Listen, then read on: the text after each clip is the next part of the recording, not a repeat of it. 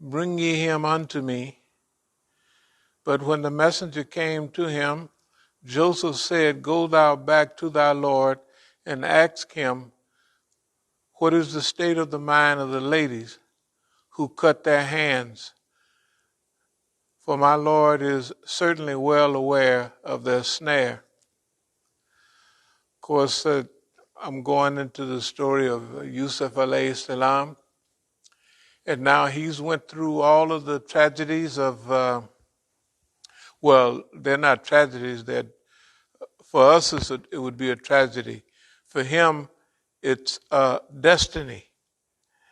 For him, it's normal. I mean, this is what he does. This is what, and he was happy about all of that.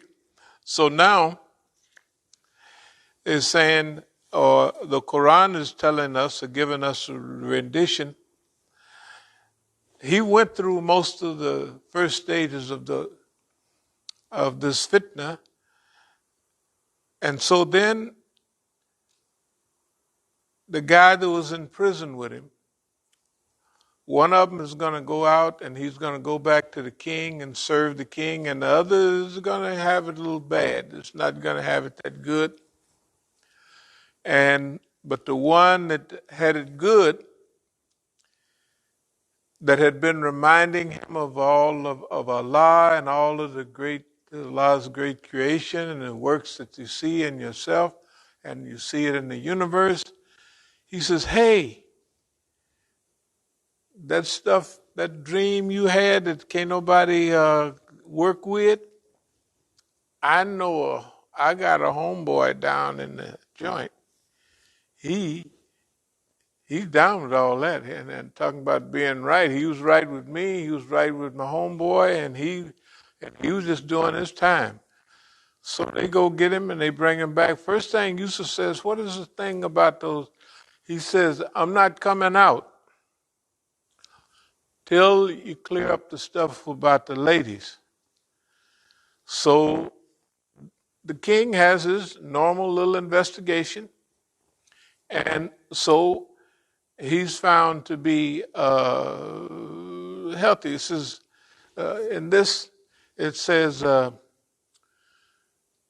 nor do I absolve myself of blame. The human soul is certainly prone to evil, unless my Lord do bestow his mercy. But surely my Lord is all forgiving, most merciful. In the Quran, it's talking about, now this is Jaleka, she is saying this to the king, and she's talking about Nafs Samara. And Nafs Samara is the lowest level of nafs. It pushes you, it drives you, it's more like materialistic and physical, and it don't deal nowhere up in the higher levels. It deals with the common human day-to-day animal. It's called the animal self, basically. And that's what it deals with. That's what got hold to her. That's what made her act the way she acted. And then, after she messed up, and they was making fun of her, boy, look at this girl here. She got hung up on one of her servants, and this guy here must have bewitched her or something. So she said, yeah. So she invited all the ladies. We all know this. She invited all the ladies, and she said, now come out here. Yusuf was so handsome. The Tafsir referred to him as they He was so handsome, he looked like an angel, and that's what they said. Is this an angel? And they cut their hands, even with the knives. If you go to overseas right now, and they give you a little, it's a saucer, we would call it a saucer. They give you a knife and they give you fruit right now, today, to cut the fruit with. Because see, over there, they don't just, if we get an apple, we just bite into that boy. A peach, I'm not saying we're uncivilized, But they don't do that over there. They cut it up and they eat it piece by piece. Okay, we eat it piece by piece, but it's bite by bite, not piece by piece. So she's explaining this not Samara, and that's what it was, and that guy is clean. So now Joseph, they didn't come out, and so Joseph is in front of the king, and he says, Joseph said, set me over the storehouses of the land. I will indeed guard them as one who knows their importance. So Yusuf alayhi salam is not trying to put this off on somebody else, some subordinates. He gets, okay, you guys are going to be in charge of collection, distribution. You're going to be in charge of storehousing. You're going to be in charge of trying to regulate the water to the farms and everything. And you're going to be over the collection and storage of, he didn't do that. He did it, but he put himself over the whole show. He's not going to sit back now and get no, hand claps and all of that. And oh boy, you did a good job. Nor was he worried about storing up all the stuff during the first 7 years of plenty. Because people going to be saying, man, you keeping all this stuff back, man, we can make we can make money. We can do this, we can we can ship this up the Nile, over the Nile, and down the Nile, man, you blowing our whole thing. This is economically not feasible, what you're saying. And, he didn't worry about that. I'm sure that had to go on because the people were in business.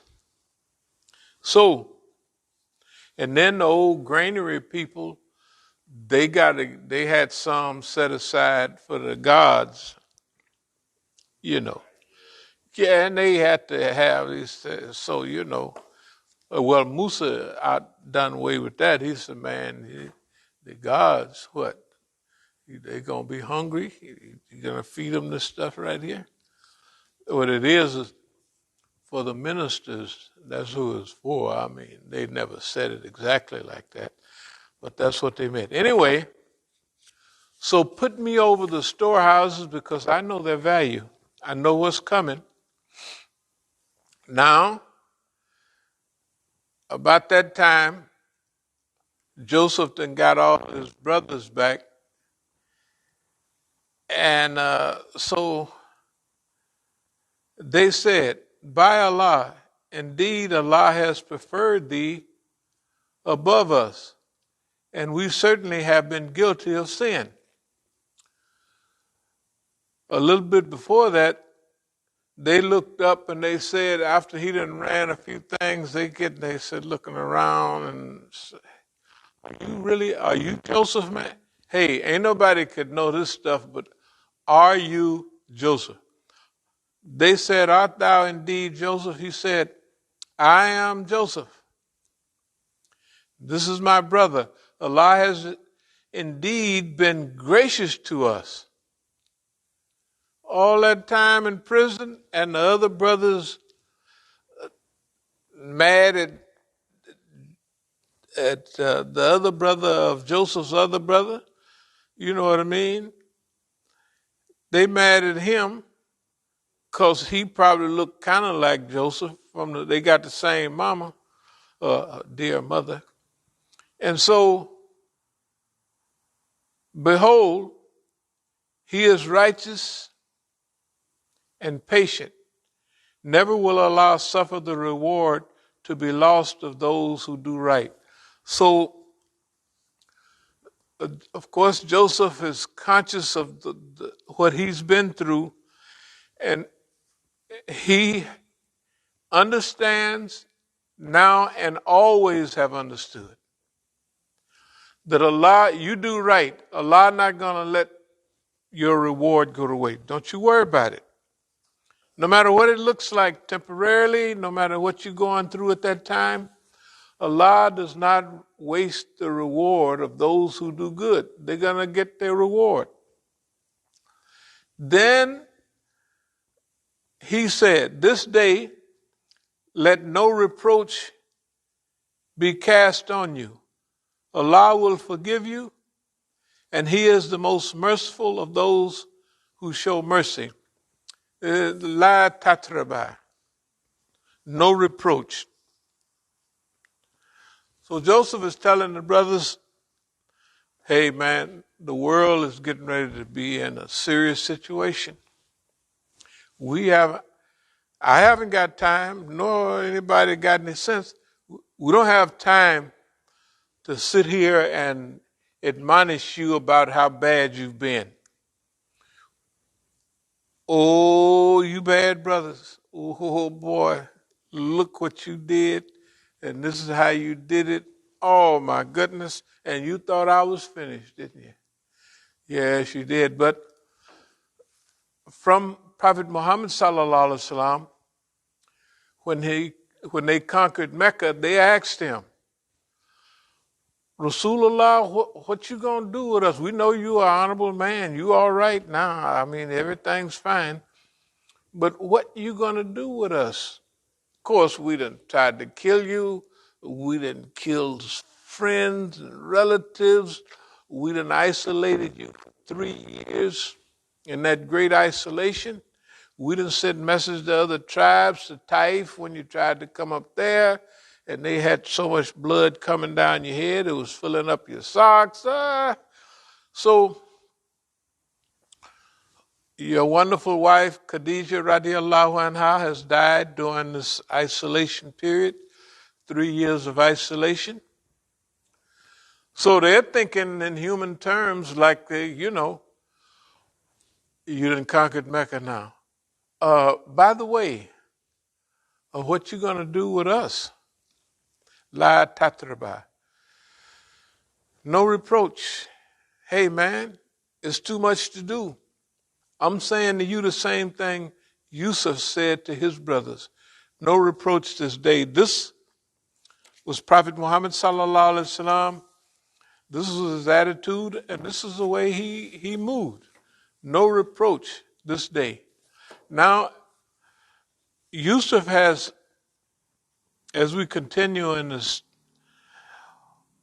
O my Lord, thou hast indeed bestowed on me some power and taught me something of interpretation of dreams and events.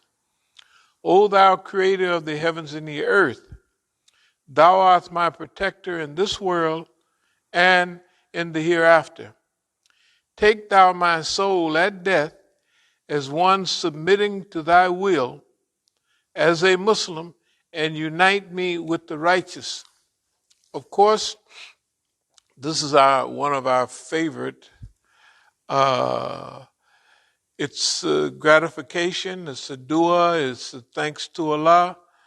And Allah, He's saying, now all of this tragedy is passed by. They've rescued Egypt and the rest of the world from drought and famine. And He's thanking Allah, O Lord, thou hast indeed bestowed on me some power and taught me something of the interpretation of dreams and events.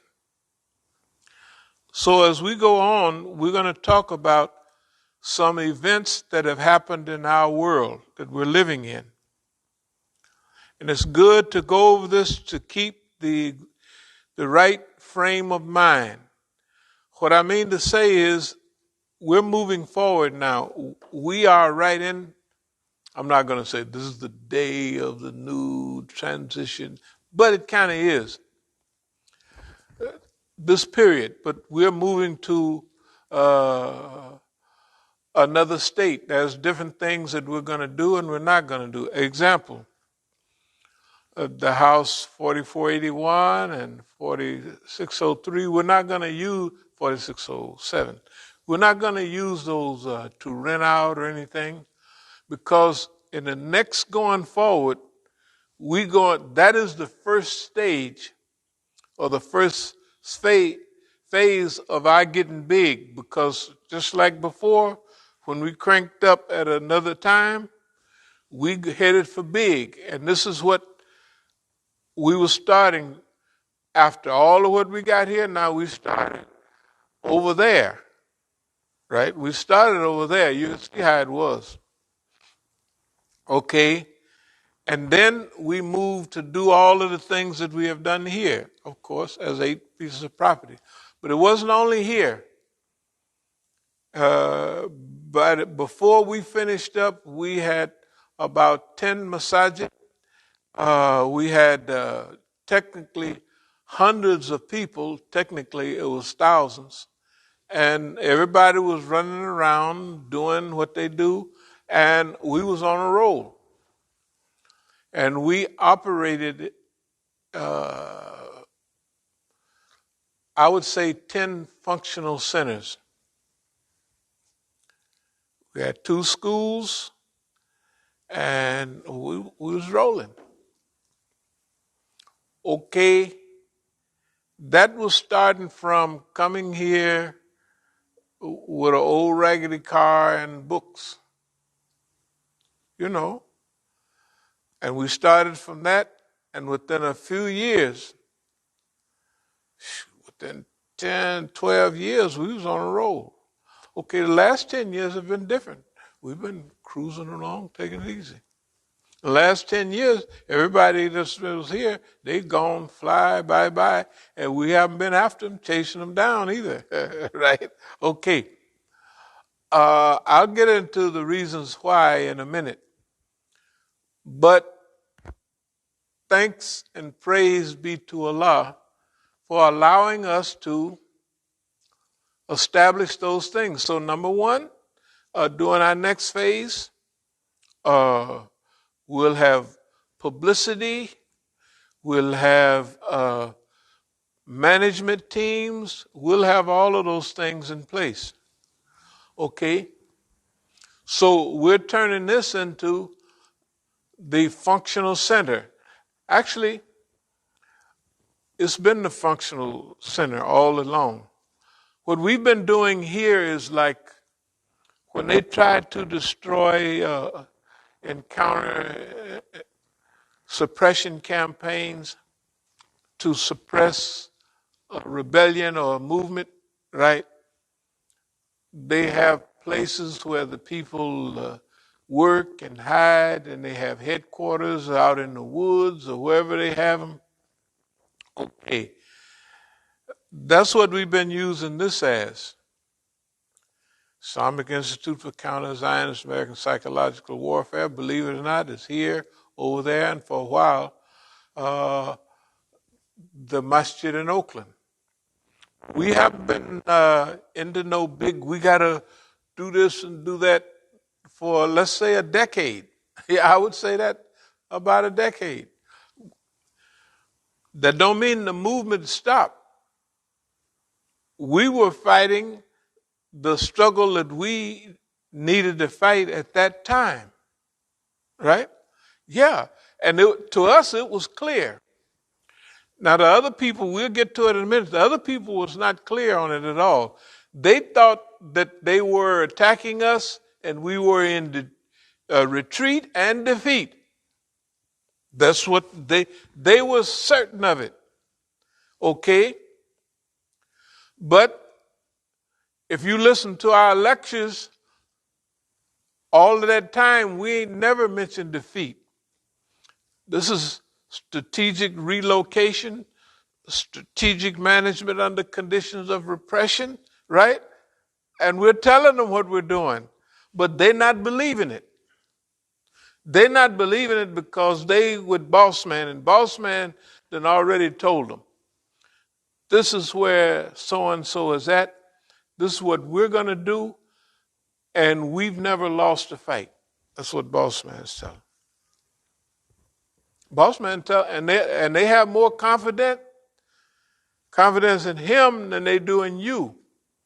And no matter what you tell them, they're not buying it. Until there is a stage like we're moving into our recovery. This is our management center. And when we go through the next phase, Allah knows where we're going to be. We may have 100 centers, it's because it goes by, it's not numerically, it's geometric. Geometrically means if you go by the numbers, it's like multiplication. You do one masjid, then you get another, that's 2. Then you 2 and 2 is 4. And then so you got 4. But during these periods, it's a geometric situation where it's an explosion. That's where we're getting ready to go now. What we're doing now here is to set up not the perimeters of the explosion, but we're setting up the pattern of the explosion. So it's a controlled, like an implosion when you bring something down, can be controlled, right? That's why they bring the building straight down. Okay, you can have a controlled explosion also. That's not common. It's not common, but that's what we're going to do. What we've done here is not common. You can't find one group. I don't care whether it's neo-Nazis, bumblers, it don't make no difference. Nobody has faced this system for 55, 50, 60 years without a breather, and they cruising along. They're not crazy, they're not nothing, they're happy. That don't happen in America unless it's time for a transition or transformation. When that happens, all of the things that have been going on before will begin to make sense to the people who are active and close by. Later on, as this thing explodes, it will affect everybody else. And we're in that time now. We're in a time where, if you would think about the lectures and the talks only a few years ago, it seemed like we had all the time in the world. Yeah, we just kind of cruise along, and we're not in no hurry. We were not in a hurry at all. We were cruising along, okay, because that was the time for that. And we talked about all the great subjects as far as tranquility, peace, love, compassion, all of that stuff. We said it, we did it, and we meant it. Okay. Such is one of the stories of what happened unseen, which we revealed by inspiration unto thee, nor wast thou present with them when they concerted their plan together in the process of weaving their plots. So the prophet, peace be upon him, then told them about this, but he wasn't there listening to it. Yet no faith will the greater part of mankind have, however ardently thou dost desire it. This is telling the story. This happened with Yusuf. This is happening with you. This happened with everybody. You going to have strategic management, long-range planning, and if you get lucky, you're going to get some of the gravy too. You may be one of those people whose mission is to work, and have faith, and you die. And you have 1 or 2 people with you, or 4 or 5, or in some cases, nobody. If that can happen with prophets, you know how it can happen with just generally good people, or let's say, hopeful good people. that are reading the histories and trying to emulate that history, hey, okay. The story is finished, but is it a story? It is rather the recital of forces and motives, thoughts, feelings, complications, and results ordinarily not seen by men, however much they concert their plans and unite their forces. Whatever dark plots they back with all their resources, the plan of Allah works irresistibly. The evil is foiled, and often their very plots help the good. The plots help the good. Now, you'll notice as we stretch out in discussing, the plots help the good. And we'll talk a little bit about that, about how those plots help the good. Also, during this period, this would be the last long-range rambling talk. Everything else from now on, starting soon, will be specific, 45 minutes to an hour, because I really learned something. In fact, I really picked it up in Iran. But I've been knowing it all along, that we did a great giant program, and they say you have 20 minutes. I said, 20 minutes? I'm used to talking for hours. I consolidated it, cut it down, and you can be shocked what you can say in 20 minutes. Yeah, a half an hour, you can say a lot. An hour lecture should be something that is a collectible. Okay. No reward do I ask of them, for this is no less than a message for all creatures. This thing about the Quran mentions in a couple of acts, follow those who ask no reward from you, but they are themselves guided. All right. How many of the signs? This comes from before Ayatollah. And how many signs in the heavens and the earth do they pass by, yet turn their faces from them? And most of them believe not in Allah without associating other partners with Him. Do they then feel secure from the coming against them of the covering veil, of the wrath of Allah, or of the coming against them of the final hour, or all of a sudden they perceive not? While all of a sudden. Say thou, this is my way. I invite you to Allah on evidence, clear as the seeing with one's eyes. And whoever follows me, glory to Allah, and never will I join gods with Allah.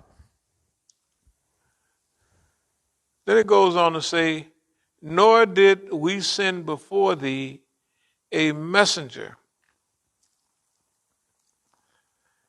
any but men who we did inspire, men living in human habitations, nor do they not travel through the earth and see what was the end of those before them? But the home of the hereafter is best for those who do right. Will they not understand? Respite will be granted until when the messengers give up hope of their people and come to think that they were treated as liars. There reaches them our help, And those who are delivered into safety, but never will be warded off the punishment for those who are in sin. Might as well read this other. There's in these stories instructions for men endowed with understanding. It is not a tale invented, but a confirmation of what went before, a detailed exposition of all things, and a guide and a mercy to any such as believe. That's why I go over this so often, because it's loaded with, I'm going to go over the same few ayats from another translator. And remember, this is the last long-winded talk right here. Yeah, I gave you my word on that. No reproach shall be uttered today against you. May God forgive you your sins. He is the most merciful of the merciful. This again is what Joseph said to his brothers, La tatrabu. This is Yusuf's prayer. O my sustainer, thou hast indeed bestowed upon me something of power, and hast imparted unto me some knowledge of the inner meanings of happenings. That's why I like this, because both of them give off a certain air, and this one I like even more than the first. Of the inner meaning of happenings, originator of the heavens and the earth, thou art near unto me in this world and in the life to come. Let me die as one who has surrendered himself unto thee, and make me one of the righteous. So there's, see, believe it or not, we're putting together a historical team. We have had historical teams in the past. Those historical teams were managed by me, but they were all put together by Boss Man. And we did fine. But you have to remember, we understood who we were working with, how they got there, and we knew that at one time they would pack up and walk right out the door. That's why you ain't never seen us run after nobody. Why you leaving? Why you don't you know we need you? If we see you, goodbye. Excuse me, I was just waving at the door. This is a transgenerational struggle. That means that it's not, well, yeah, that's what it is. It's transgenerational. Because it's segmented, although it's holistic in one big struggle. From what we've seen so far, from what we've been involved in, it is transgenerational and international. Yet, however strongly thou mayest desire it, most people will not believe in this revelation, although thou dost not ask of them any reward for it. It is but Allah's reminder unto all mankind. Okay, I'm not just saying that. But you have seen how I live down there, right? In fact, I live in the basement. And it's a convenient place because if anything goes wrong upstairs, you handle it in the basement.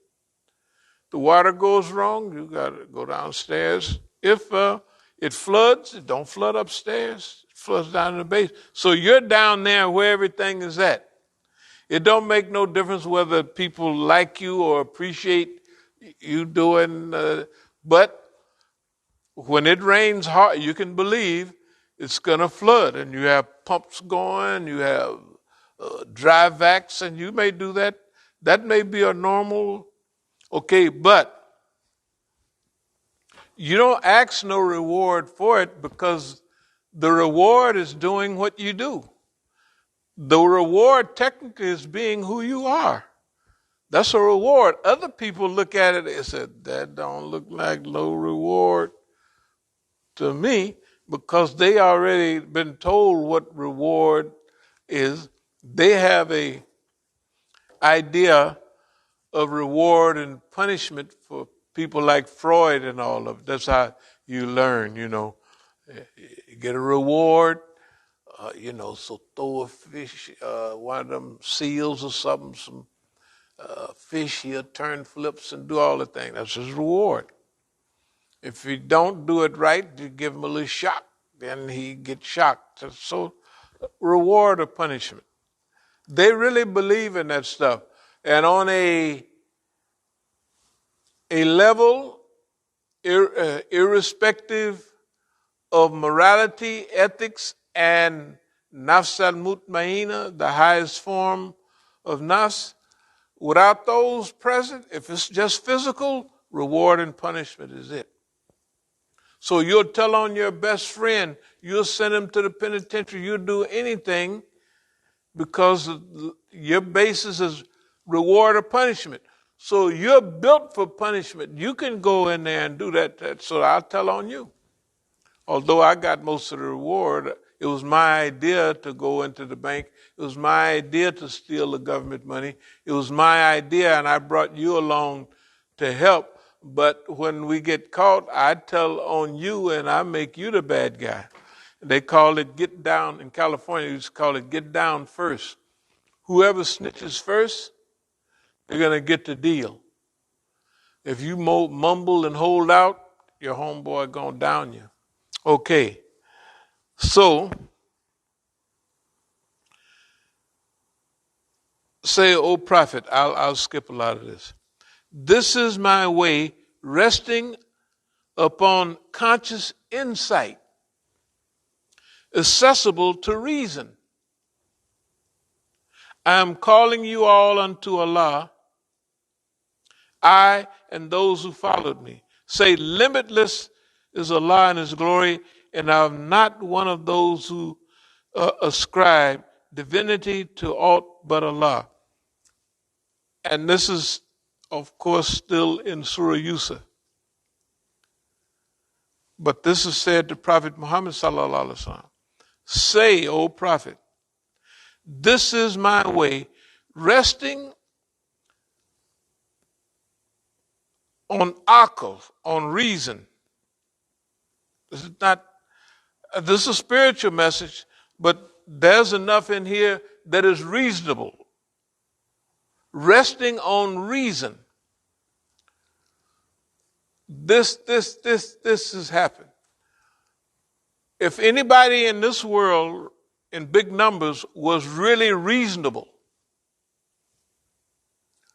when the start years ago, I've been the first Earth Day, was 1970. Oh, they had rivers on fire, everything. And they cleaned it up a little, but they didn't change it. So, even during the time we've been talking about these physical happenings, around the world, it's then exploded. It's then exploded. I mean, the rate then picked up, and the heat then picked up, the hurricanes then picked up. Hey, man, this. They had another pipeline spill out of the Gulf of Mexico. The sea is burning right now. The sea is on fire. See, okay.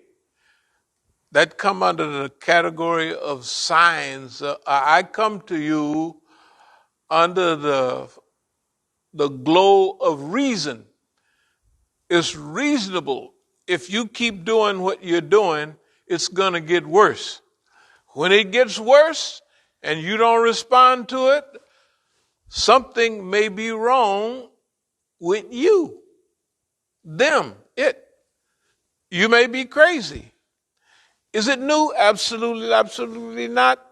Because the people of Rome, people of Greece, the people of every civilization had the same thing happen. They had people coming, they said, well, it don't look too good for this, that, and another.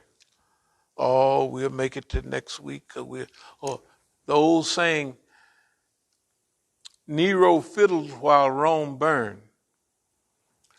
Now, that don't mean that he was actually sitting there fiddling while it was burning, but he wasn't doing nothing to solve the problem. He didn't do nothing to prevent the problem. He didn't do nothing to alter the situation. He just, I imagine, observed it. So the way the writers would explain it is Nero fiddled, the emperor fiddled while Rome was burning.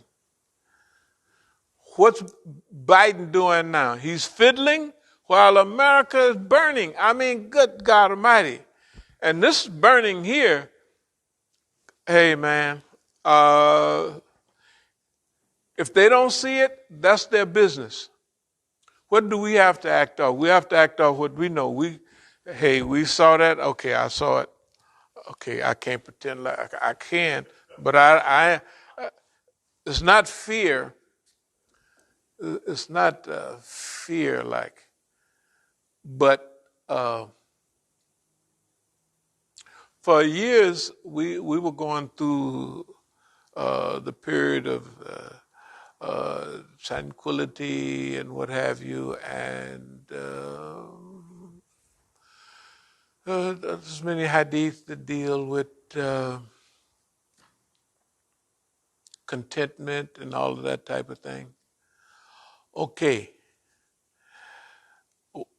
we're still dealing with contentment, but I'll call it something else.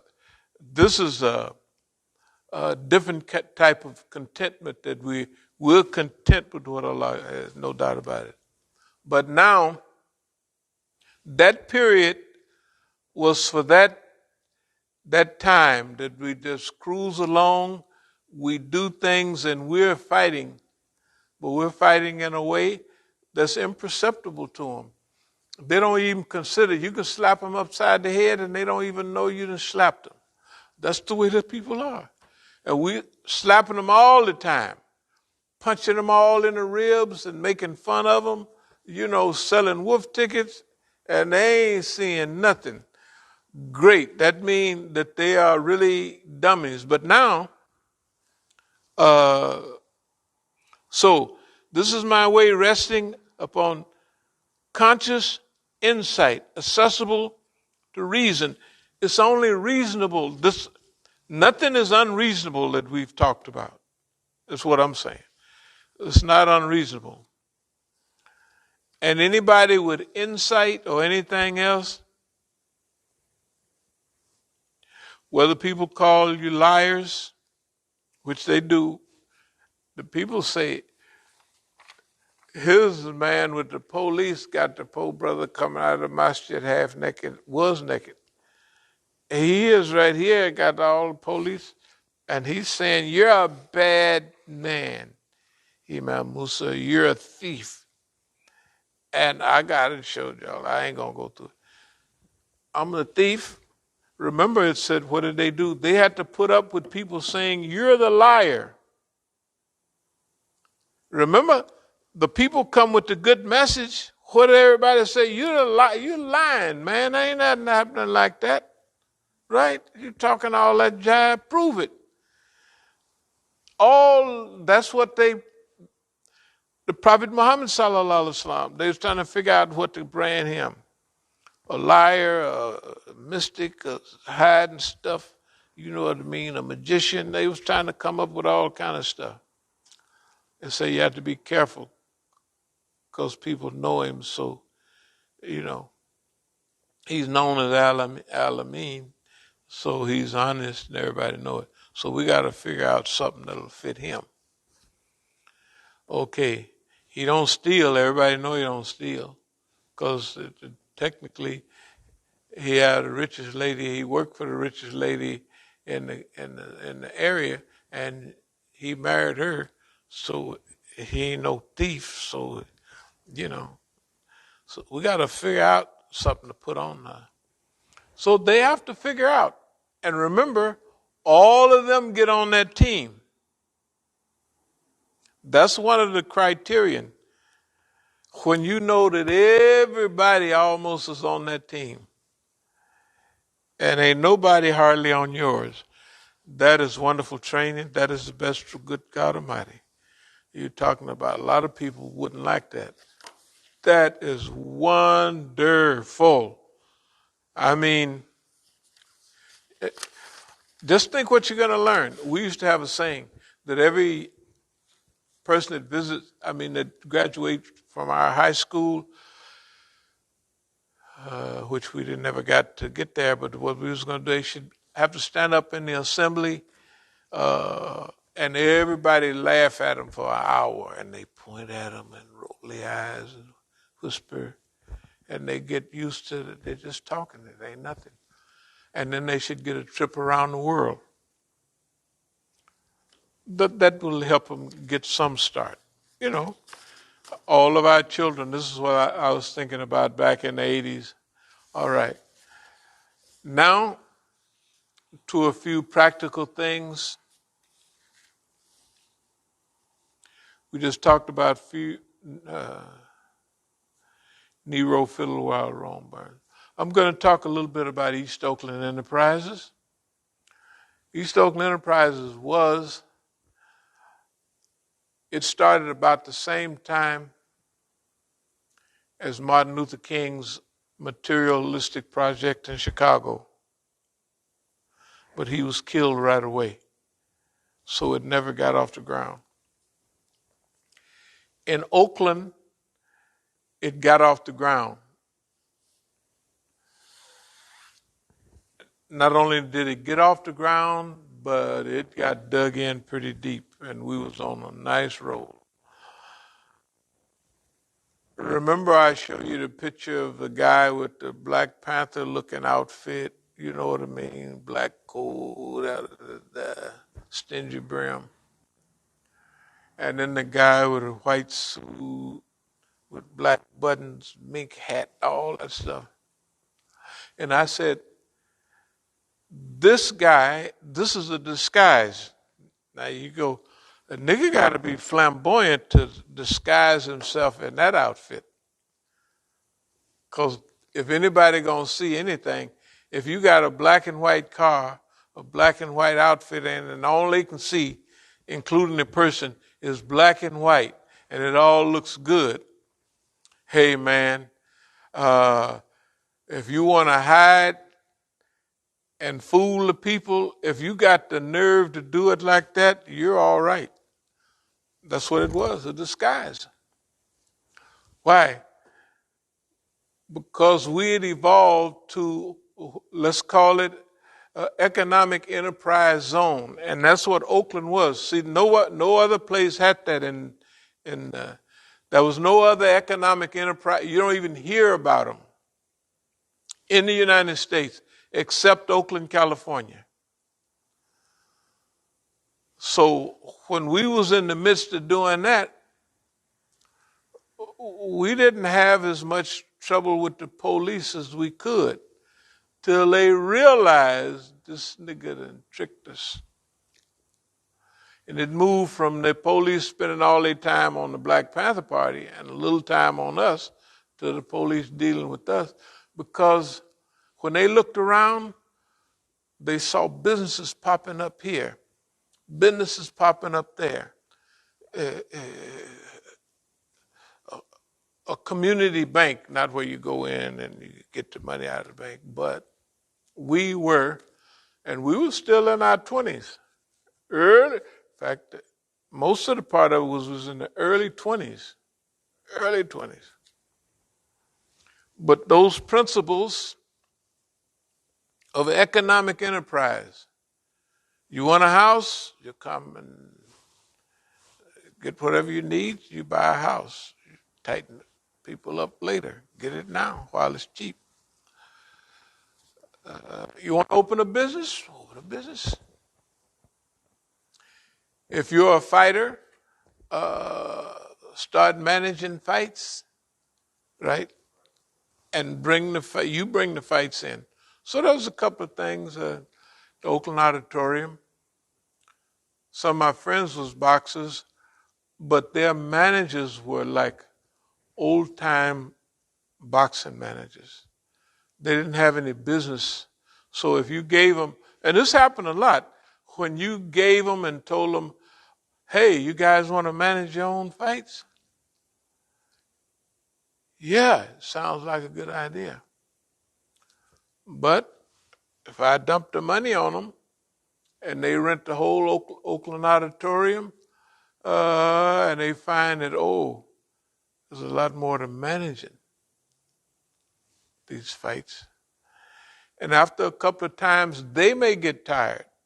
You don't get tired because you know it takes a little while to learn. That's what was going on in Oakland. That's why what happened in Oakland, it didn't happen nowhere else.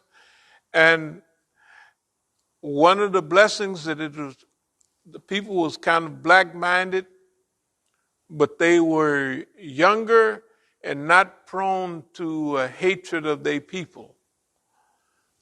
Hatred of their people mean if you help a lot of black people and they cut your throat, pretty soon you don't like them, right? And they're going to do that. Yeah, they do that. So you have to have an internal buffer. You have to actually like black people before you get started. Okay, here's what happened. And it happens up to now. It happens all around us and we can see it. Everybody, they overestimated boss man. What I mean is the people. Because you got to remember, when a white man says this, it's usually going to happen. And he has the whole system. He can mobilize his whole system against you, and you will be by your own black ass. That's what you're going to be. That's what he does. You got to be prepared for that, right? At first, after you watch people go through it, I watch a lot of our leaders go through it. I watched one of our famous imams, and it scarred him in a way. You get overseas and exiled for helping black people, and they don't send you no money, they don't send you nothing, and you don't have no degree in international living, right? And you don't have no nothing. You're over there, and you just out of luck.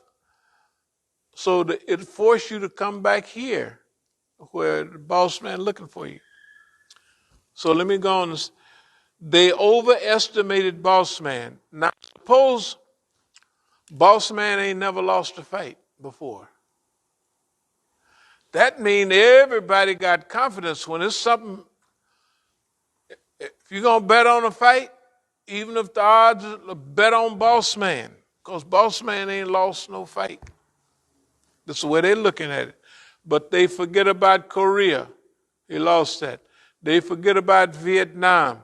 The people hanging on the embassy, hanging on helicopters in 75, trying to get away, right? And the boss man dropping them, say, y'all got to stay here. He lost in Iraq, 2003. He lost in Afghanistan, bad. He just leaving Afghanistan.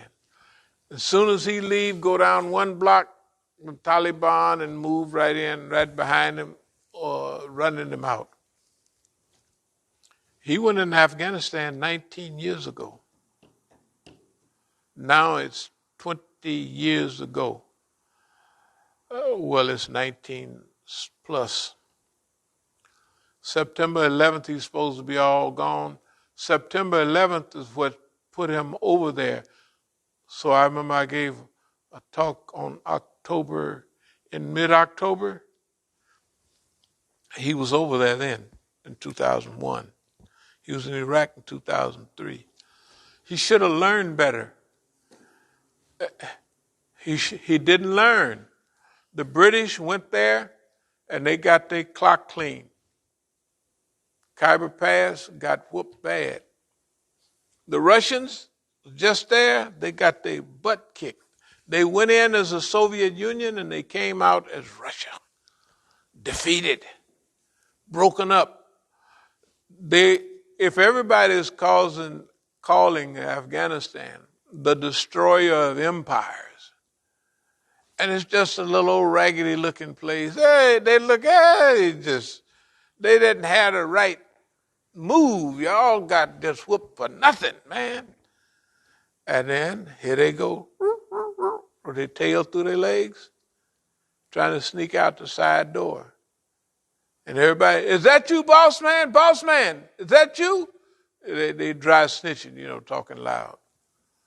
Boss man, that ain't you trying to sneak out, is it? Yeah, it's him. It's him. So, they didn't overestimate boss man. We overestimate him because we're here with him. And we don't understand that when Allah is puffing you up, you're going to be puffed up and you're going to be moving up. When Allah pull the cord and start letting the air out of you, you're going to, and that's it. That is historical reality. Okay. Now, we know that and we act according to that. A lot of other people might know it, but they're going to be on a day-to-day program running their mouth and they ain't going to do nothing about it. They overestimated themselves. Who is they? All the people around us. All the Negroes. Can you imagine? The Negroes was here. You could ask some of them, why did y'all leave? See what they tell you. Does it make sense? Does it make sense? Then, let's say you have seen certain things. Does what they say jive with reality? Probably it's ridiculous. But they left. Okay. They went about their business. Where are they at now? And where are we? This is a question. So they overestimated themselves. They thought, if we're all over here saying this, giving this story, and he's over there by himself telling that story, they're going to believe us. Right? You tell them y'all is crazy. So we got to prolong it out year after year after year. Redundancy to show that they're liars. Not one time, that won't do. Over and over and over and over and over again. Well, they're redundant liars. Not only a lie here, a lie there, and then we get pictures with them just standing there lying. We got pictures with them doing such and such and such. We got all of that. We got stuff all on the internet. They said we got them on the phone bank saying stuff and doing stuff, right? Over and over and over again. And anybody look at that, they would say, Imam Musa, I wouldn't take that. That's too much. So don't worry about it. They're just talking, right? They're just talking. And now we'll go into a little bit of how we see it. Now, they underestimated Imam Musa. They underestimated us. They underestimated Masjid al-Islam. Should they do it? Yes, they should, because they've never seen anybody before survive. No party in America, when the United States government come up against it, none of them. Finished, all over. But we was watching all of that. We studied all of that in detail. And we come up with different things. So they underestimate us. Improper analysis of time, place, and circumstances. They made an improper analysis of the time that we're living in, the place that we're living in, and the circumstances. All of their analysis was incorrect and impossible for it to happen. All of our analysis, I'm sorry to say, were correct about the time we're living in. We're living in the time of the decline of the United States of America. That's all. Why? Do we figure it's a decline? Well, we got all kind of articles on Pax Romania, Pax Britannica, We've studied the Quran says travel in the earth and see what was the end of. So we see the pattern. The pattern is here. Everybody can see it, but they don't understand it or they don't believe it. We're reliving the same pattern. It's the sunnah of Allah. That's what it is. The pattern that exists is a universal principle. And everybody that goes up, going to go up till Allah say, well, that's about it. And when the plug gets pulled, all of those things that were assets are now liabilities. They're finding graves in Canada and all over of Native Americans that were killed up there. You can find them all over. Right? But that was the time of their ascendancy. You couldn't stop them. USA, Canada, they're headed up. You can't stop them. That's the sunnah of Allah. And they're going to do the most miserable things that you can do, one human being can do to another. Then Allah going to pull the plug on them. When Allah pull the plug, it's just like going down the drain. Around and around, down and out. Okay. Improper analysis of the time, place, and circumstances. Of what? Historical realities. Cycle of history patterns. Fluctuations. Changes. Constant repetitions. It's repetitious. It's constant. You can set your watch by it. Well, you can't set your watch by it. That would deal with the exact time it's going to happen. But you can draw a picture of it. This is going to happen. Why? Because it happened before, over and over and over again. Who did it happen to? Everybody. Yeah. Constant repetitions, historical patterns, cycles in history, inability to mention personalities. Okay. Willpower, knowledge. Okay, all that's good. Now,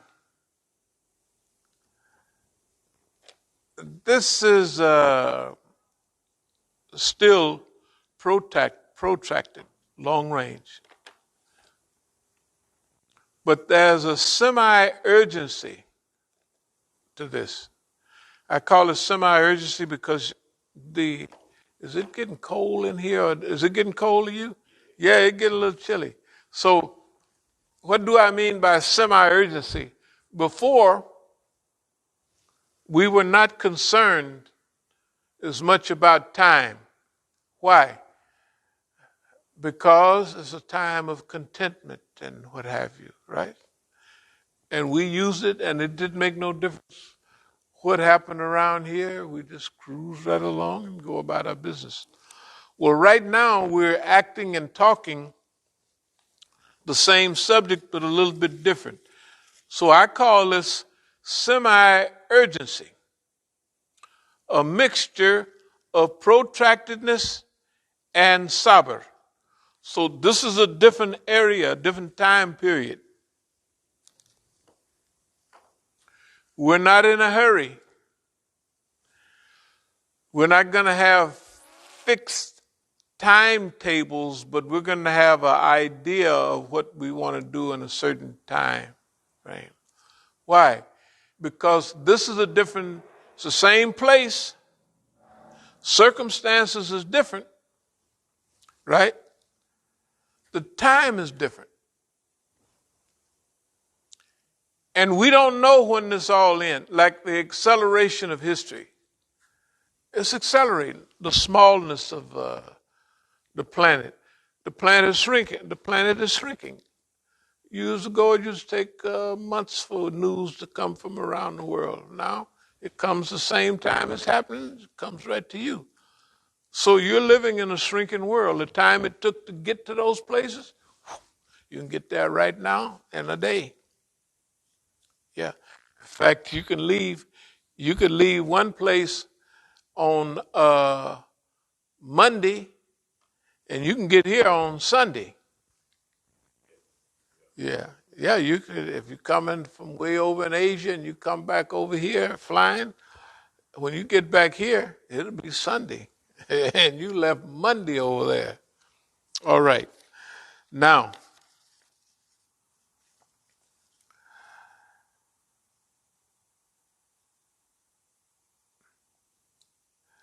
this urgency, semi-urgency, and sabr, and a semi-protractedness is a judicious mix. This is not one thing now. This is a mixture. You're going to have to, well, it's always been a mixture. We're going to have to mix sabr, patience, constancy, long-range vision, right, with some urgency. That's why I call it a judicious mix. You have to be working with that.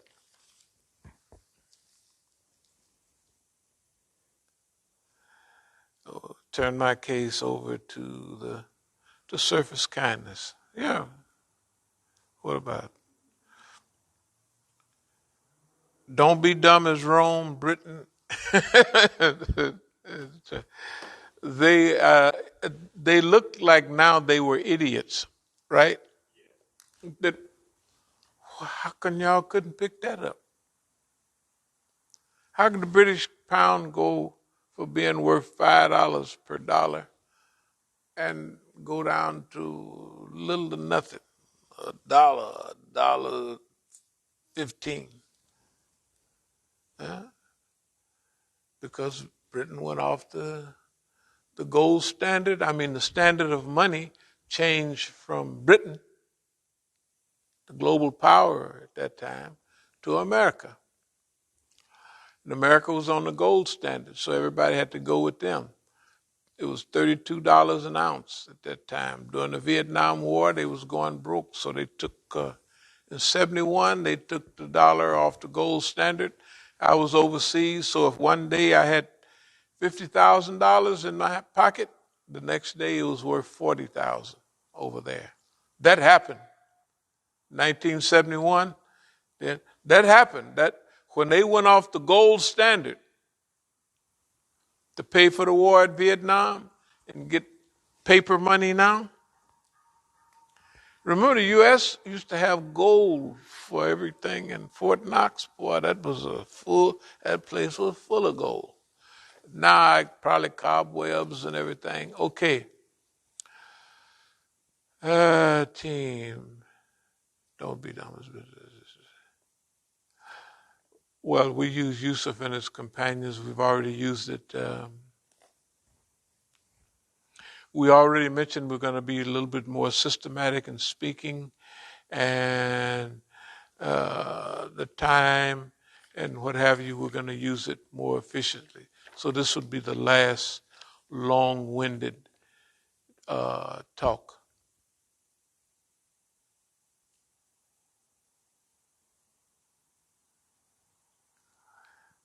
I remember was some white boy wrote a song.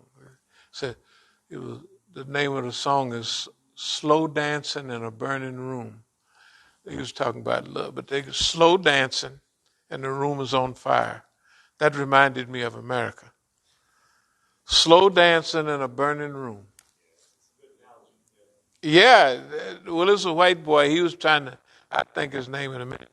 He was trying to sing like Negroes, have a good thing out there and then build everything around it. Now, what we're doing is not only are we taking charge of our environment, but we're manipulating our environment. Okay, when I say our environment, in first stages, we're talking about us. We don't care about what they, them do or say. We're now using what we have in our environment for our goals. For instance, yes, we're going to use our buildings, some of them, for centers because that's what we're going to need. In fact, we hope to outgrow those places right there. I mean, soon, because if it goes the way we feel it will, if it's proper like the time we're living in, it's geometric. Remember, there's certain times. If we plug into the certain movements, climate and all of that, right? There's people already doing that. They're doing that. Soon as we plug into them, what do we have to offer? Hey, come out to our place and give the neighborhood, our neighborhood, a talk on climate change. Why black people don't know about it. They don't care about it and it don't make no difference. They still drinking and shooting dope, right? We give white folks and all them an opportunity to come in the black neighborhood. And we go out and bring the black people, right? The same thing pertains to the Latino neighborhood. We bring them to our neighborhood, right? So they can become more, think globally, but act locally. So that's one of our goals, that's to get black people involved. And what about homelessness? Just remember, we get to knocking over them bases, not knocking over, closed down bases, and filling them up. You've seen on TV about homelessness. Good God. Here, you don't see much. But there, can you imagine? You've seen some of that stuff.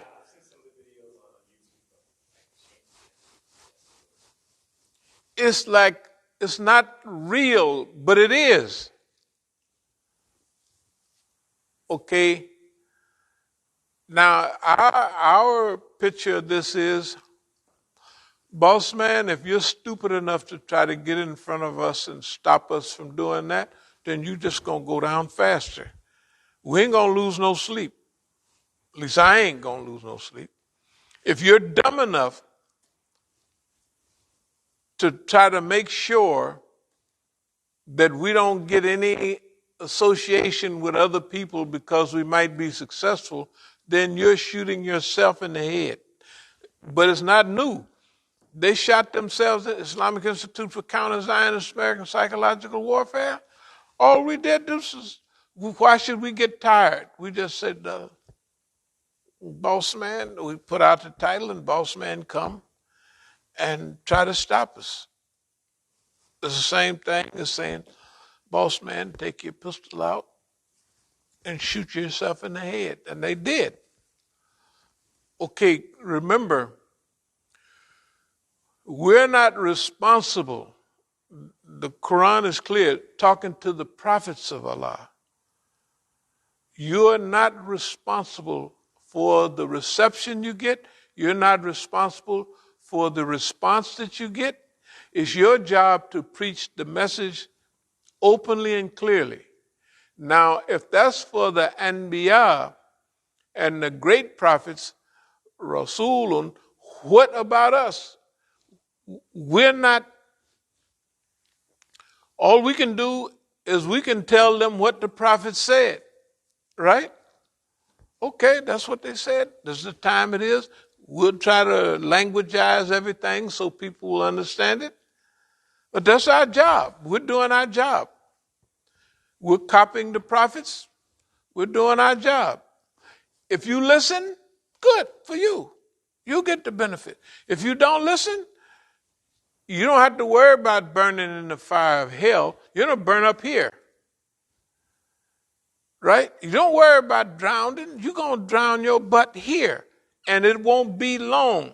Next year, a year after next, homeboy, it's all over.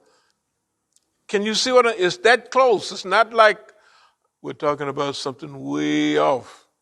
That's why now we're in a different stage ourselves. Not of just warning people, but we're saying, hey, now this is what we can do. We want black people to get better educated, and we want them to get heavily into civil service while they're already in civil service, right? When black people come out, how many people came and went in the private industry, like doing the stuff you was doing? Most of us did private industry because we were STEM majors, like science, technology. Yeah, that's different. How about all other Negroes, all the They usually go specifically city government. city government, state government, federal government, right? That's where they go. Okay, now we're saying enhance that. Those that are already there, we hope you kind of. Now, to me, I feel better with them. I've been stopped by black police. I don't have no trouble with them. And when you read the newspaper, you don't see, every now and then, a black police will shoot another black. It's rare. How do he get it? Why he don't do it and all other people is shooting them, right? So automatically, even if they just don't shoot a nigga, a brother, it's fine. You right? You winning.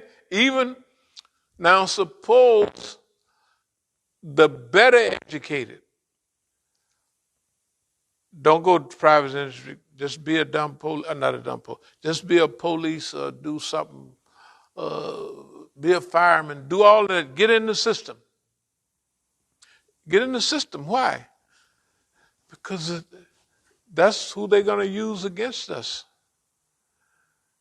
Right? They have the sheriff come throw you out of your building when it's time, right? That's when they send out the sheriff come. Not the police, the sheriff. He executes that. Okay.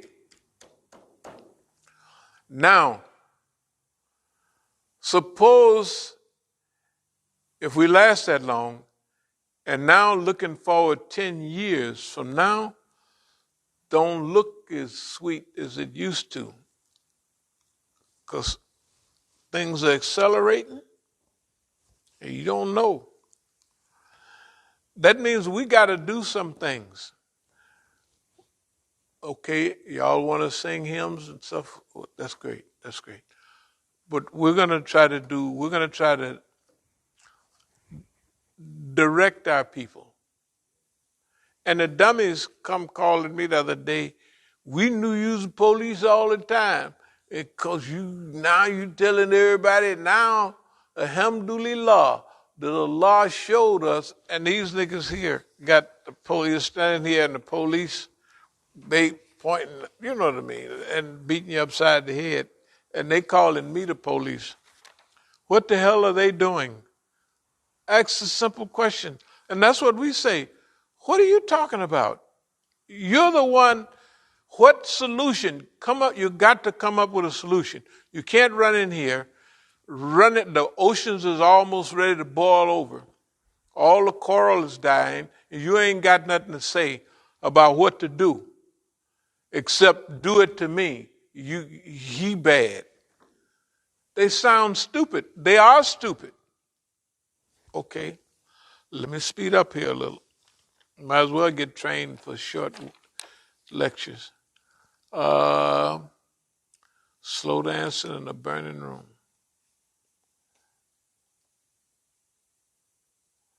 Okay. Well, anyway, we kind of dare boss man. Vocabulary strategy. Strategic urgency. Without impatience and anxiety. Now, strategic urgency. That this is not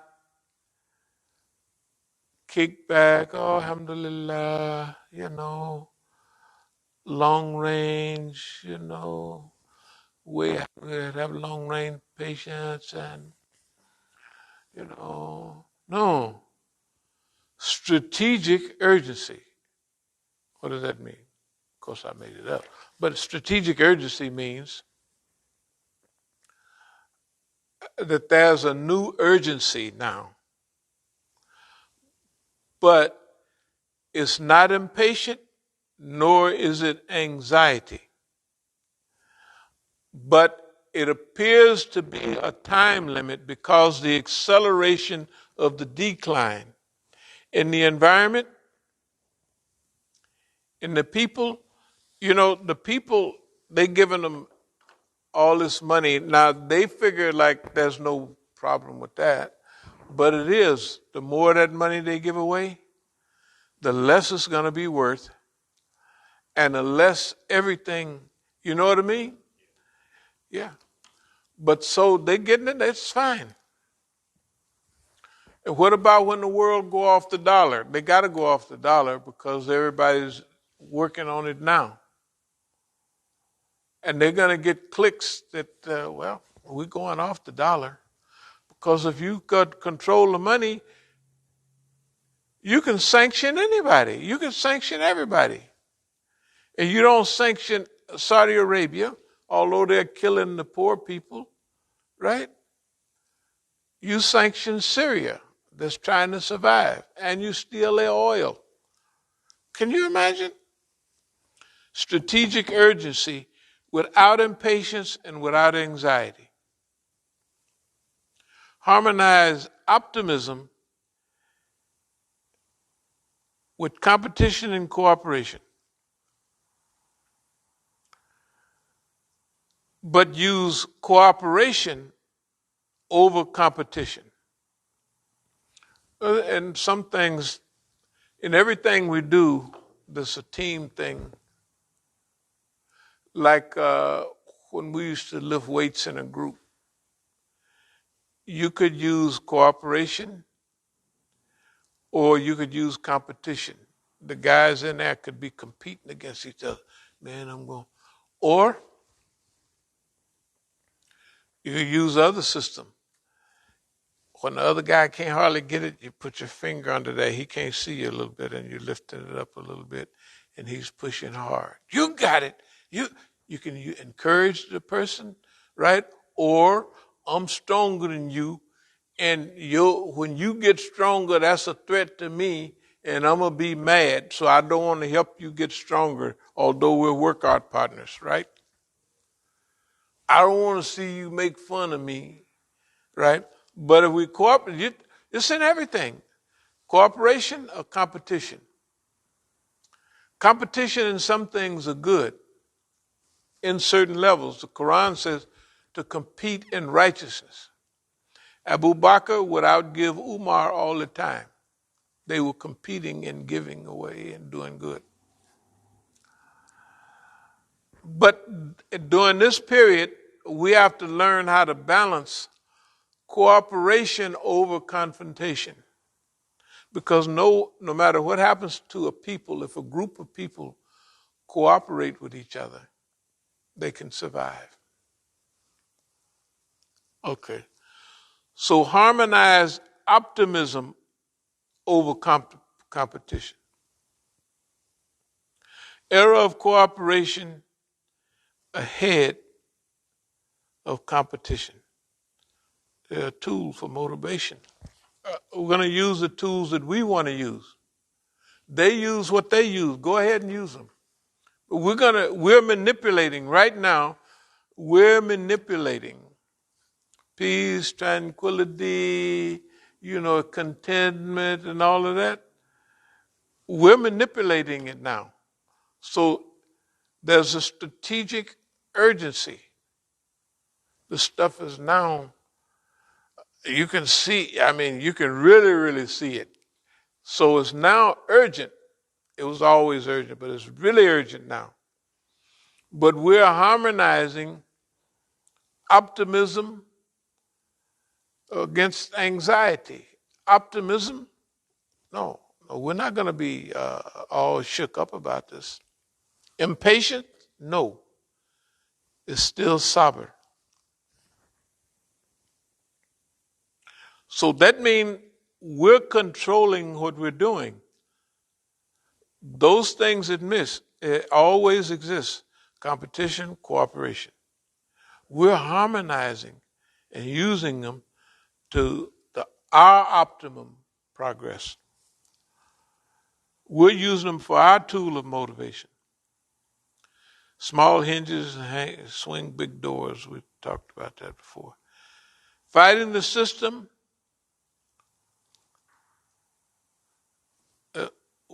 had a lot to do with superior evolution. I'm talking about now personal evolution. Not accidental, but natural. That the things that we chose to struggle against naturally produce evolution and elevation. You can't do it. You're either going to get killed or you're going to evolve. Or you're going to crash and burn. Right? So that's why all these great things we talk about, that's okay. You can do it without being stressed, without being paranoid, without being you can do it because it's normal, it's natural.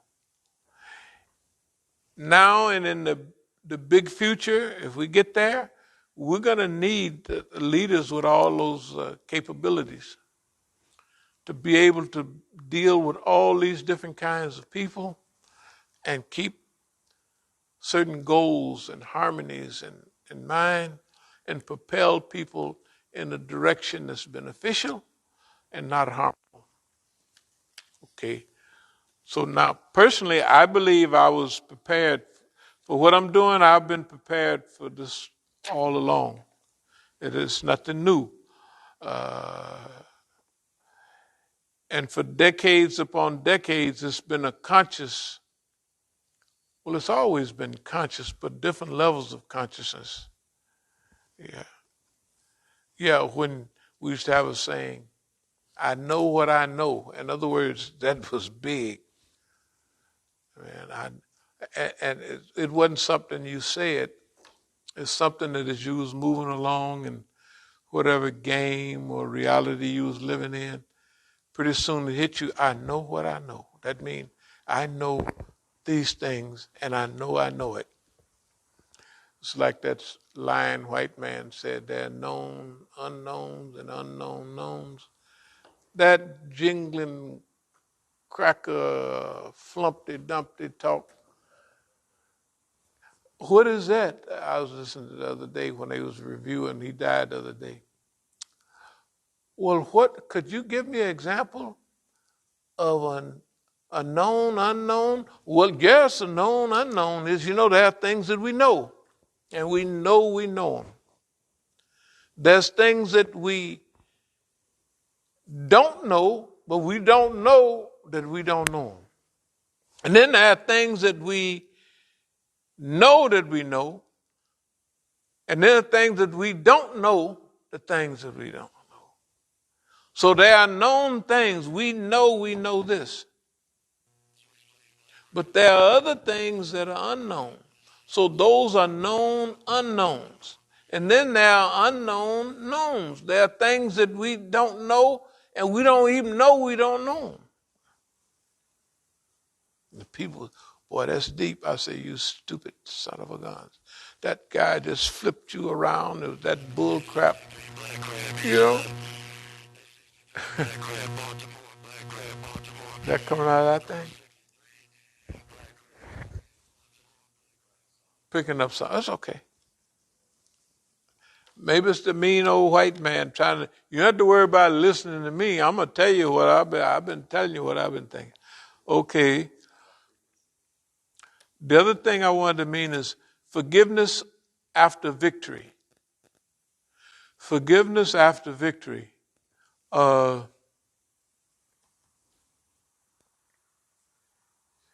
You have to train for that, and you have to believe in that and be prepared for that. Forgiveness after victory, because usually when you win, you either beat up the guys or, you know, make fun of them, take their girlfriend, all that old dumb stuff. Yeah. We're not into this for any of that type of thing. And I move toward that's a big burden relief. This lovey-dovey stuff is not foolishness. It's necessary. Esau is supposed to say it in the poison book. Lord, forgive them. They know not what they do. Forgive them. They don't know what they're doing. Think about the Negro. Should you hate the Negro? Or you don't have no idea, right? Tell the truth. The Negro don't know. He don't know. And like the white man said, he don't know that he don't know. Yeah, niggas are unknown known. Is an unknown unknown. He don't know, and he don't know he don't know. So he's an unknown unknown. He's a double subtractorator, whatever that means. Okay.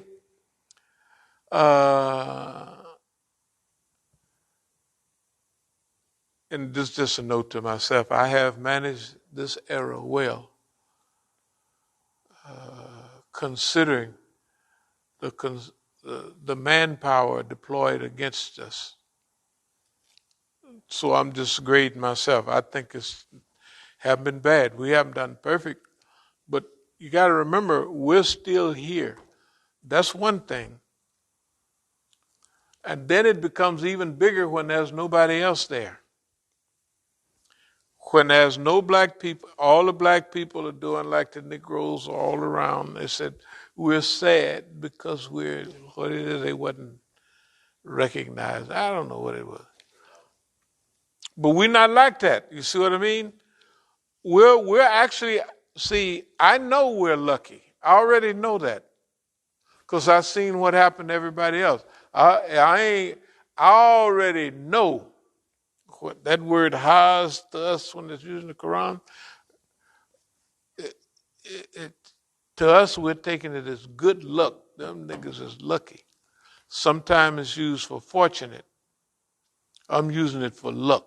I know this is, you know, of course we know it's the good fortune from Allah. But just being a Negro, you have to say, I know I'm a lucky nigga. I already know that. I don't care what nobody say. And that's the way all of this is. That is a big step when you get to the point to where, yeah, well, this is what we're going to try to do. Well, I don't care what you like it or don't like it or what you think or what you're going to do. It doesn't make any difference. All I'm responsible for is me. And we try to get a few people to go with us. We'll do quickly all new DVDs. And the thing I just wanted to mention again, we said it before. Shorter talks, 45 minutes to 1 hour. That's from now on.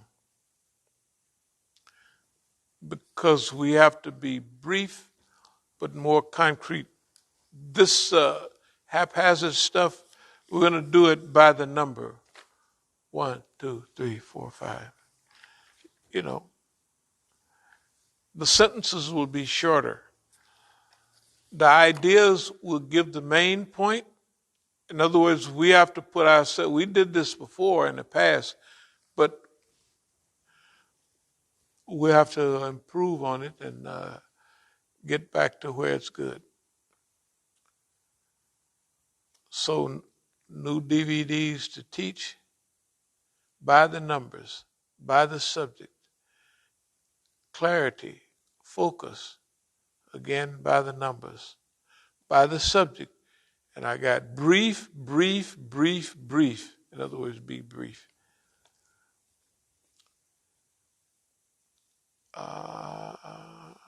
Yeah. Go after the Negro with kindness. That's just so we'll go after the Negro with kindness. Okay. Are there any questions or any comments? And did any of this make any sense at all?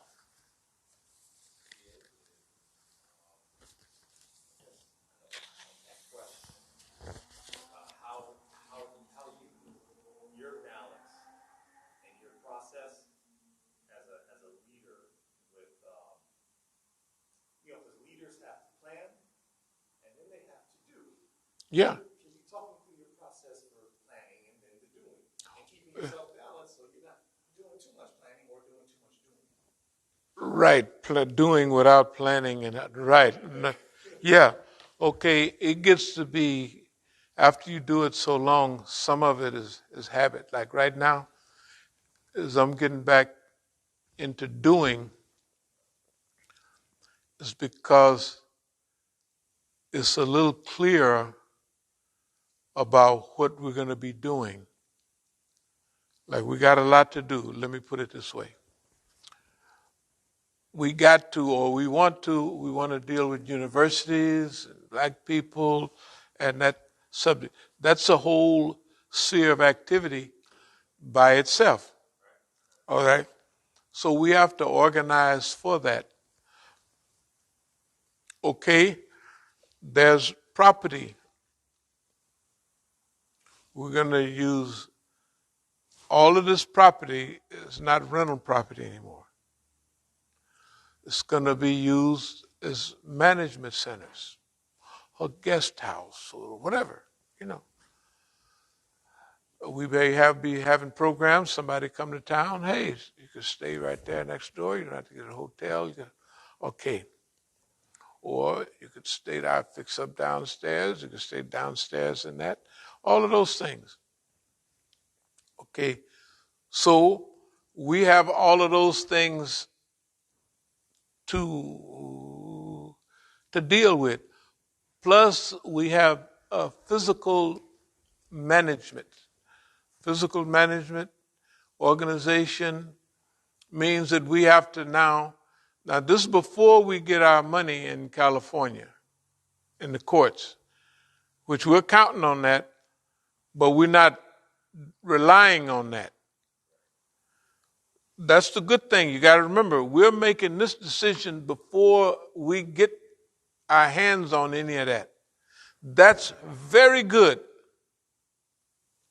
That's super good, because if we waited and focused on getting our money from the white man, that means he can control. He could do just like he do Iran. They done did wrong in Iran, the system. But they say, well, when we get ready, we're going to take the sanctions off. Right? Okay, so now we got to combine. I'm getting back to the answer. We have to combine everything we're doing. This is where management, organization, structure, and you can even call it mobility. Okay, there's a lot of things. In fact, tomorrow I'll call a brother about looking at that car. Why? Because the white car, they fixed it. Okay, but that one too, because what I believe is that all you got to do is turn one thing and it'll quiet down and have compression. That don't mean what it is. If that's not it, since we got our stuff now, that means that I am probably not in a walking type riding the subway and all that mood, although I was in it last week. because that's where we was. But that's the way it is. When things change, you got to be able to focus with that. So, like, let's try to put where we are. We have several things going. We got to restructure, reorganize our community and our property. Therefore, we have to have raise funds. We have to do a lot of things to make that happen. Okay, we got plans for that. We have to also deal with a wider variety of people. We're used to doing it in our recent history, but now when we talk about climate change and we talk about all of that, we're entering into that. So we have to bring ourselves and we have to enter in with all the people that's already working on it. You see what I mean? So in that, we got our ideas, but still we're not going to go running our mouth the first week or the first month. We're going to go learning the language. There's a language in all of this. So we'll do our first month or two. And if this sounds like an active period, this is an active period. It sounds like, no, we're already easing into the active period. I can feel how I'm running, how much I'm resting, how much I can taste it all. I've been through it 1,000 times before. So what I'm saying is it's already in progress. And so we can feel that. Okay. Maybe we've suspended for a time having food out there because we don't have the time and the energy right now to do all of those things. So now it's back to focus. So if we have certain projects we want to work on, homelessness, okay? So that's on the agenda. Climate, that's on the agenda. Encouraging people and giving focus to what to do in this period of time, that's incorporating into the system. We have to do that. Okay, here's what I'm saying. That sounds like a lot, but it's not. No, just listen to what I'm saying. You have to remember that was a time when we did all of those, sold books, did this, and we did all of this, and we did all of that. Okay, that's because of time management and energy. Yeah, time management, energy, focus will incorporate a few more people. Yeah, we'll incorporate a few more people to aid and assist. Okay, what we're talking about right now is a few people. We're not talking about a few people sitting here on our Sunday meetings. We're talking about now, remember strategic management under conditions of repression? First, you scan the environment. What do you think we've been doing? We've been functionally scanning the environment, but we've also been working. You know, we've been doing at the same time because that's part of our process. We've been doing while we've been scanning. And scanning the environment means a new scan. Each time we scan, we didn't come up with this, okay. Then a plan. The plan or the strategy, the big strategy is happening right now. The big plan is formulating right now. It's already formulated in the mind. It's just we haven't. If I were to collect all of the little papers and put them all, a little stack, the plan would be right there already. But it'll be formulated a little more. We'll put them on these. I don't know if you saw some of the CDs down there from way back. They had planning, organized planning. They had certain subjects. Yeah. And we'll do that again, except on a higher level. That's all, a higher level, more elevated. Those were good for that time. That's where he was. But now, see, this is about evolution. The other people, they wouldn't know that we have evolved. If they were just looking from the outside, they just said, this is my shit. Ain't nobody going there hardly. Yeah. Right?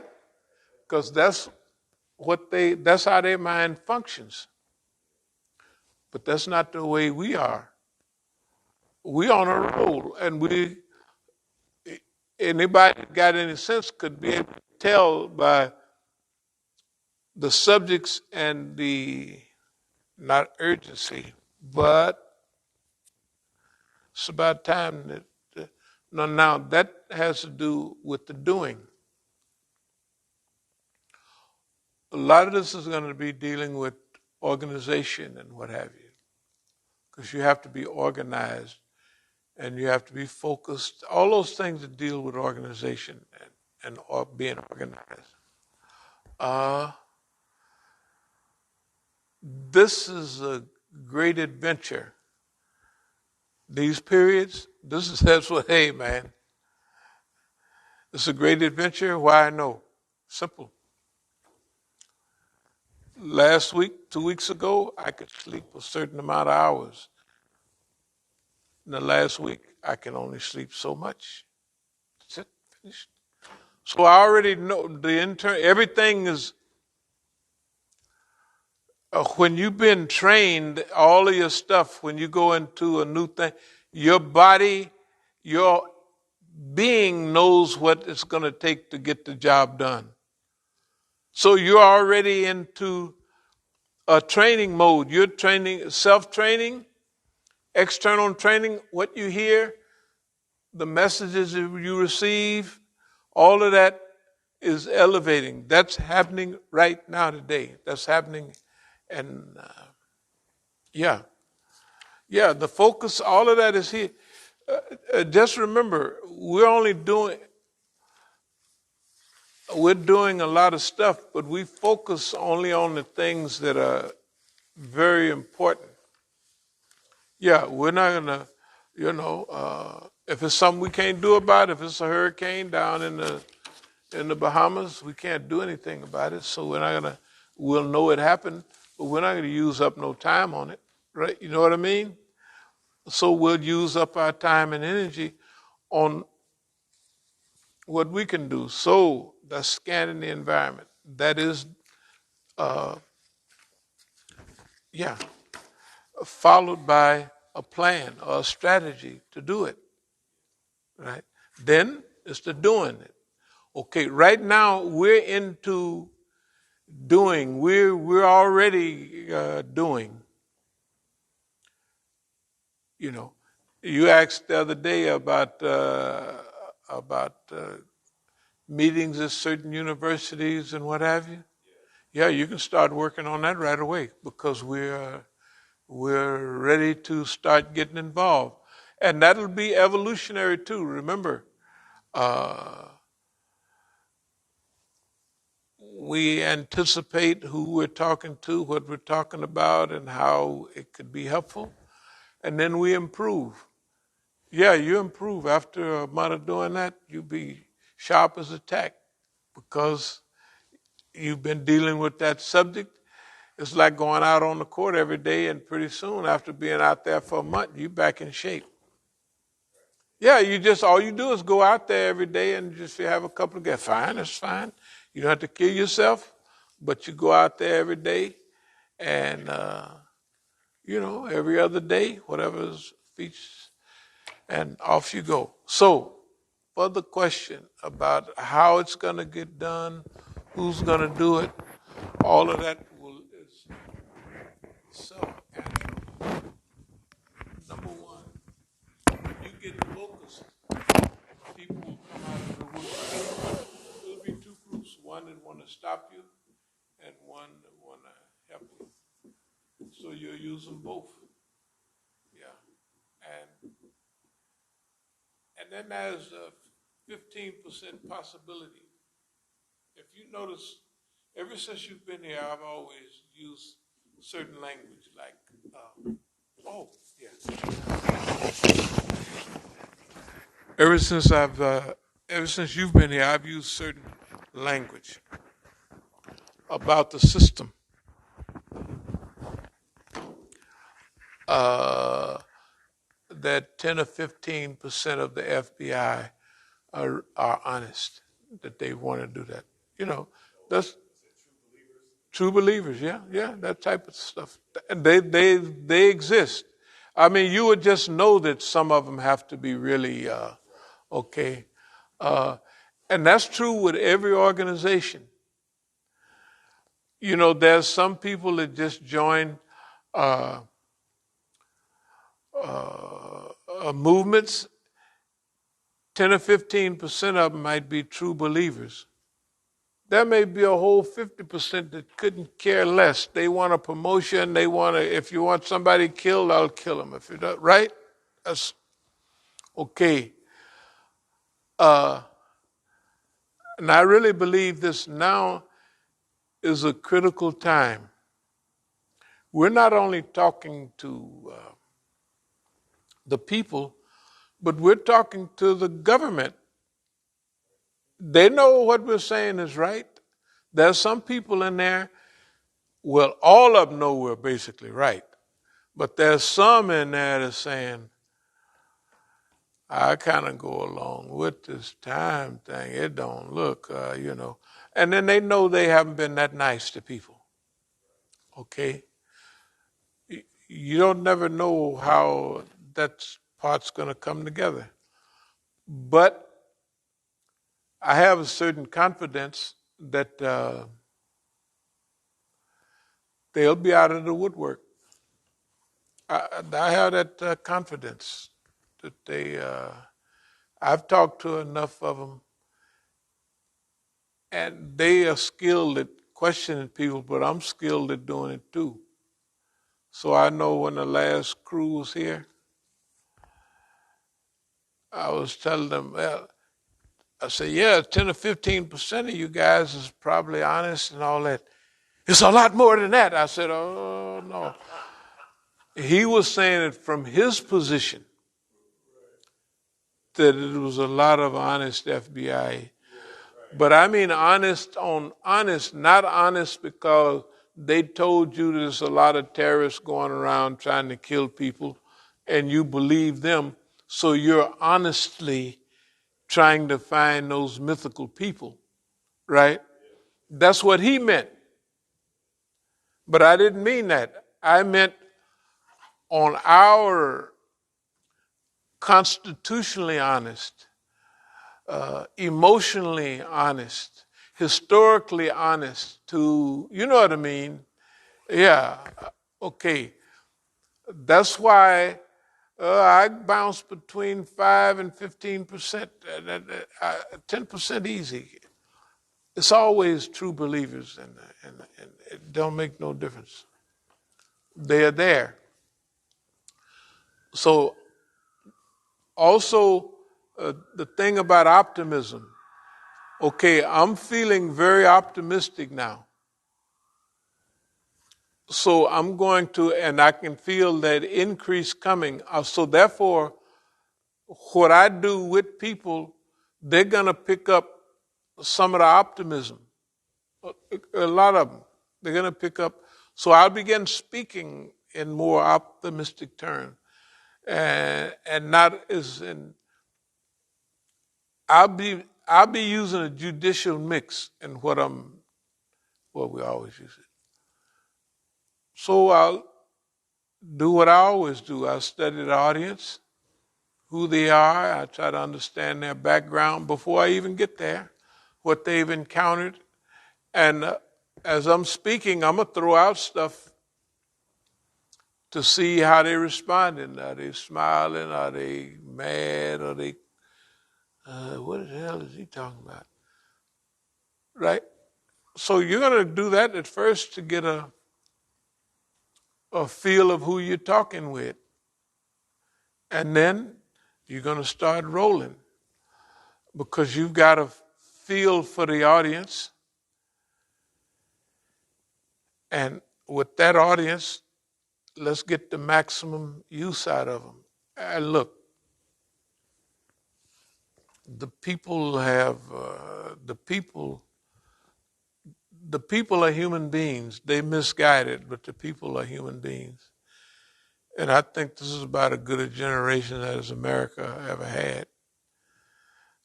This generation, I don't believe, would go out and kill Indians and take their property from them. Not all, excuse me, a large group of them, but not a bigger group as it was before. Because all of them felt they wanted land. They in Europe, they didn't have no land because the landed gentry had it all. You come over here, you get you plenty of land. That's why they rushed over here. Land? Right? That means, you mean it'll be mine? Yes. That's why they covered wagoned over here and got on them boats and got on over here. Because it's free land. Okay. Now, we've been around in the environment, and you could judge what our people wanted when we were talking to them over in Iran and other places, what they wanted. And we could judge what we was giving them, and they didn't like that, so they didn't, okay. But also think of when you were taping at some of those programs. Some of the police would be looking and listening. I'll give you a perfect example, especially when we out there in front of the White House. Yeah, this is set up. They're going to get ready to do this. They're going, right? Then the police is thinking, well, that's exactly what. Yeah. No, we had their attention, but the fight was going like we calling it. And they saying, damn, we do that. So we're educating them on who they are too. You know what I mean? So that was the education for them. Some proof of it is the next day we down at the White House and the police came by, not at the White House, Congress, whatever it is. The police drive by, what they say, Assalamu alaikum, they may be told to do that, but it doesn't make a big difference. For them to do it, I have to do it. And then Negrotious following us around and cutting us off to talk to us. You put it on the thing, right? He had a reason for doing that. Somebody told him to do that. That was his, okay. I know people in different departments, they're human beings. You got to remember. See, we have to realize where the human beings are. Most of the people are reacting to what they came in contact with. Okay, we can't blame the Negroes because the Negro is taken back to Martin Luther King and Malcolm X, and that's all they're hearing. They should be space tracking out there, and right? Okay, but we can't blame them for being back there. So we have to use the best of what came out of that to get them to where we want to go. Right? That's why we can use simple things like Fred Hampton and Mark Clark assassination to show what the FBI and all of them did then, add 50 more years to that, modernize it, what would they be doing now? And we got a few things we can show them that they're doing right now. Why would they take your mind back to Lady Day? Is it true? Yes, it's true. But why would they focus on getting you back there and getting your mind back there, right? So we got a nice job. It's not an impossible job. And momentum, what we want to do now is become the style. the style. Once you become the style, not a temporary style, but a long-range style. Because you could have imagined that that was a time when they would never have Malcolm X movie or anything unless they control the movie, and then they control how much time he was going to be in Jahiliyyah, which was most of the time in the movie, and a few minutes in Islam, right? Okay, that's no problem. And how they make styles, the Malcolm 10, or Malcolm X, of course, they bring in the style, get everybody doing it, and then it's out of style. So we have to use that. But we control the flow and the style. Okay? So we're not going to let them bring us in style and then take us out of style. Because when we start our rhetoric on a national level, they can popularize it or they can work against it. If they work against it, it'll popularize it even more. But it's the sustainability. We believe we know how to keep, if they make us 80% popular and then try to take us down, we know how to maintain a 40% or 30% popularity without them. You see what I mean? That means we remain viable. Okay. So anyway, yeah, we thought about it. That's all we do is think about this stuff. No, but this is, just to say it again, this is one of those periods. If you look at us in a year from now, we won't be like this at all. If you look at us 1 year back, it was almost the same as now. Yeah, it won't be like that a year from now. Watch and see. No, we'll be off and gone. You know, we'll be in the mix. We'll be at all the conferences, everything they got. This conference, that conference. And then people hear you speak and they say, hey, that nigga makes sense.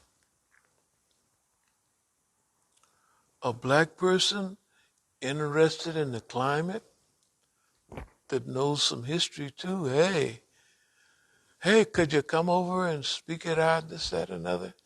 Oh, sure, I'll be glad. Then, see, the people get amazed. It's because they look at our people and they think you're going to be a flabbermouth preacher or this, that, or the, but they don't expect you to be balanced and strong and focused. You got to remember, we've sustained ourselves. Allah has sustained us under more pressure than anybody else in the United States history. I don't know nobody. Anybody can write a book on it. Anybody listen, write a book on whoever you think that's dealt with the U.S. government face to face over a longer period of time than we have. This fact, if you could get 5 years, 10 years, I don't believe you're going to come up with no 10 or 15 years. I don't believe it. Not that I've been watching, but I've been with everybody, so I haven't seen it. It might be possible. Okay, is that about it?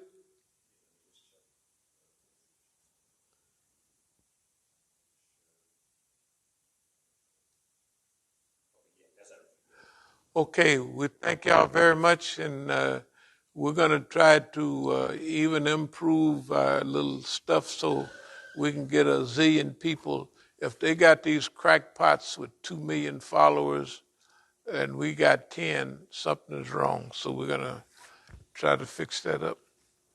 Okay, assalamu alaikum.